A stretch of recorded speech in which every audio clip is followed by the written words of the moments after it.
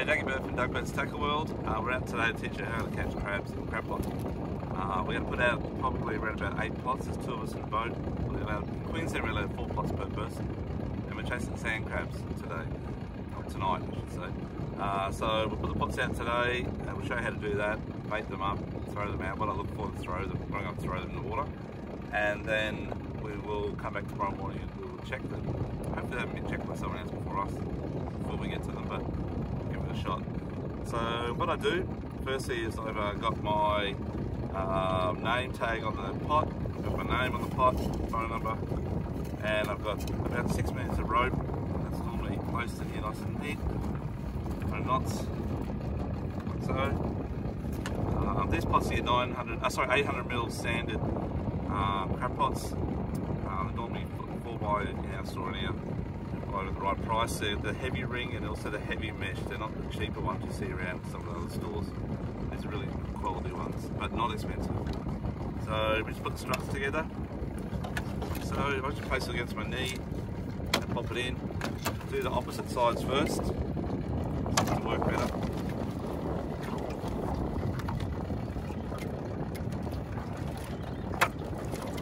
Then the other opposite side, to the next one.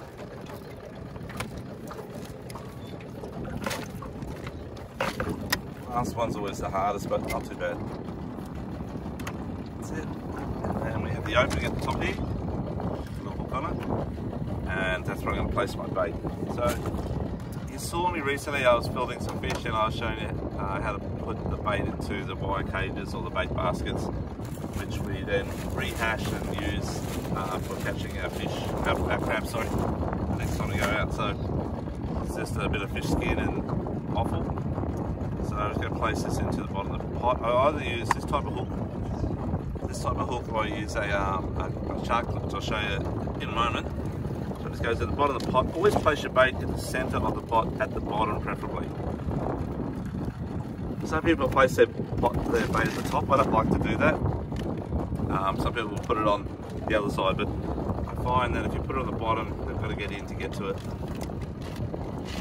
And then I pull the hook. Now just have a look at here. Some people will pull the hook this way.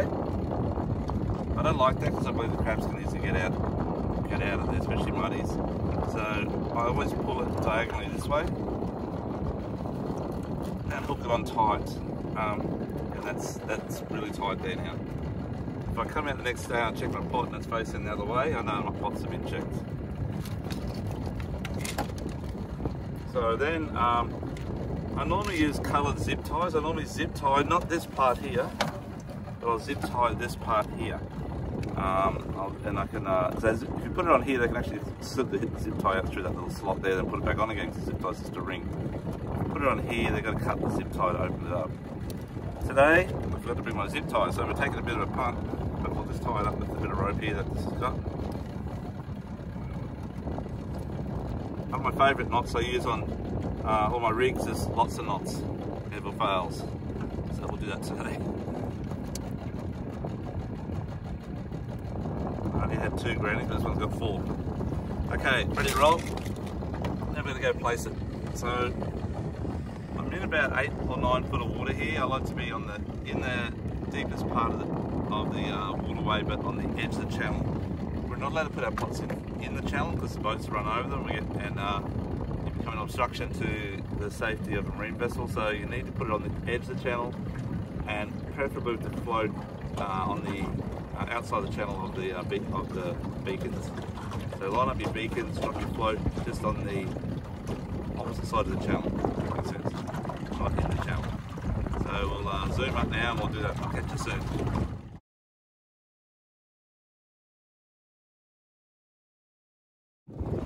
Okay, so we're in 12 feet of water here. This is about the minimum amount of depth I like when I'm doing my sand crabbing. I find if you put the pots in the shallow, you get a lot of females, you get a lot of undersized bucks.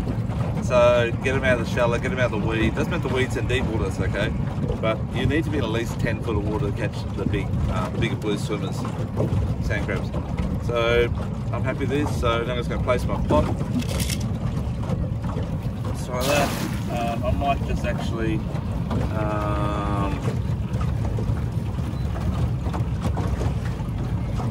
go this one here twice. Say the pot, the mark, sorry.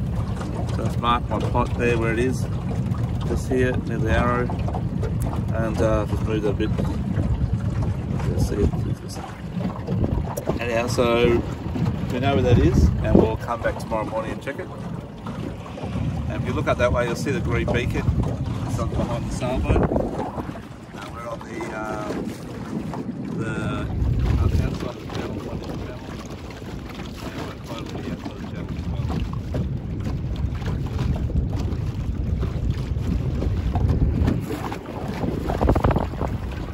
Now, this might look like the Gold Coast, but it's actually we're up in near Redcliffe in Brisbane.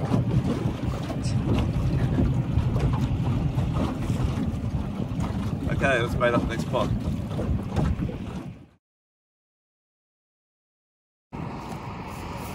Okay, ready to go. Rightio. Okay. Here's a parrotfish at this one. That's what we caught recently. I'm going to clip him on with the shark clip. This is the shark clip. Very, very easy to use. You just push that little lever there, and it undoes and makes a gap in the top there. And that hooks over the rope like so, and away we go. So I'll put it in here, I'll show you how to do it.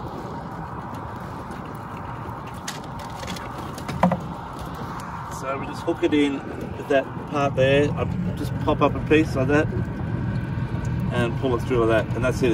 It ain't going nowhere. And that's how you do it. You just stretch that across here. So I've got my zip ties, so we're going to use another bit of rope here. Just happen to have some I prepared earlier. Just to make life a bit harder for someone. And for me, and I go to check it tomorrow morning.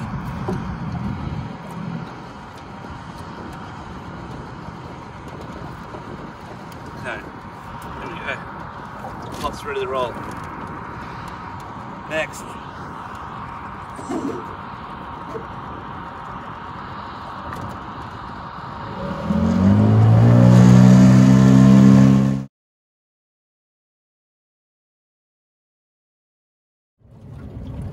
Okay, you can see we're in 8.2 feet. I'm just coming to the edge of the channel now, lining up my beacons. 8.6, 8.7. Now it is low tide, so it's about 10, over 10 at high tide obviously. 9.1, that's about probably as far as we can go. 8.8, so that we'll drop it here. So it is a bit shallow, but that's alright. 9.9, that's good. And I'll just push my little save button on the spot. It's out. Let's go to the next one.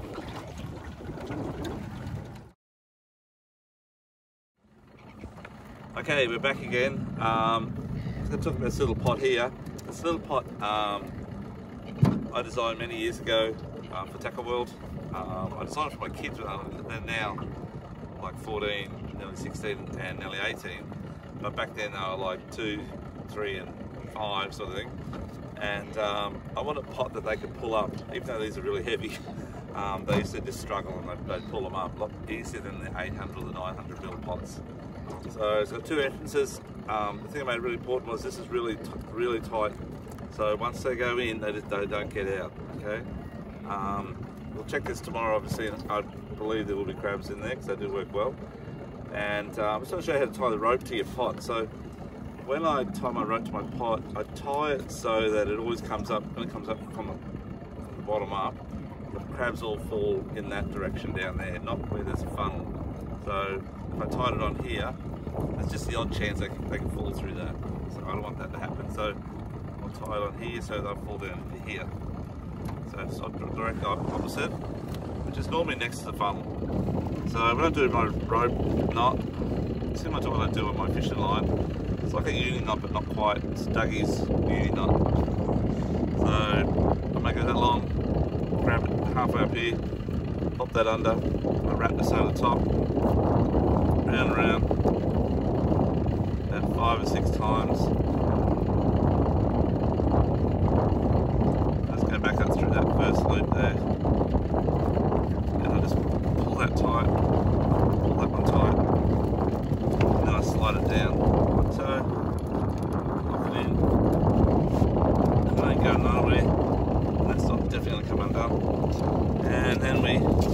bait in. Let's show you one more time how to put that clip on. So just undo the hook.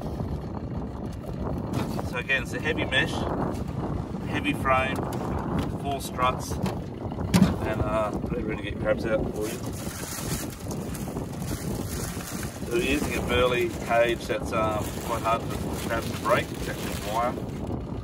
And again, I just got fish frames and fish skin and offer a fairly decent sized fish, so plenty of offal in there. Get the crabs going. Let's do the bottom, and then I'm sorry, the hook's caught up here. So what I do is I just push a piece of this out here. It's this cord out here, and then just pop that back, this little lever here, pop it back, and just hook it through like that. And it's not going to come out, okay? That's it. A bit of a hook. And I pull it, not that way, as I said before, the roping's still there. Go opposite, and hook it up. As I said before, I forgot my zip tie, so improvise a little bit of black cord. I said don't go through the ring because they can just slide it off, go through the rope, through the mesh.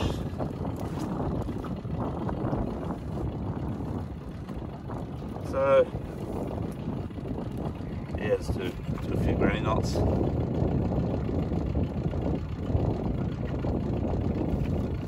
That's it. She's ready to roll. Thank you. See how we go tomorrow. See you in the morning. Bye.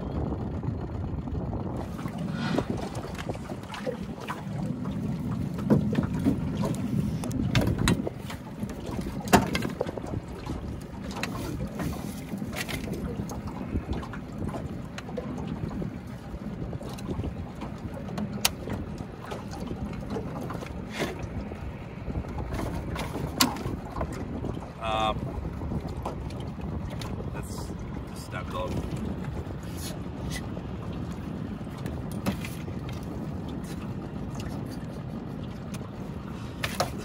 Got a loose one over here. They can fix that. We have the means to get the rope.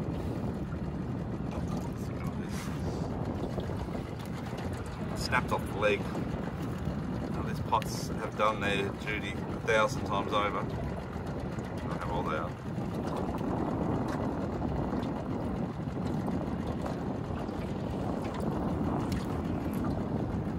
I look at it this way, I go through about probably, if I put out 8 pots, I sometimes get 8 pots back, but generally over a couple of days I might get 6, lose 2. But the amount of crabs that I catch, I might get dusted in that session, and I can tell you that you can't buy a dozen crabs for the price of a crab pot, or 2 crab pots. So I'm having fun. I'm getting plenty of crabs. I get definitely my value's worth, and yeah. So you lose a couple, people win a couple. That's just the way it is.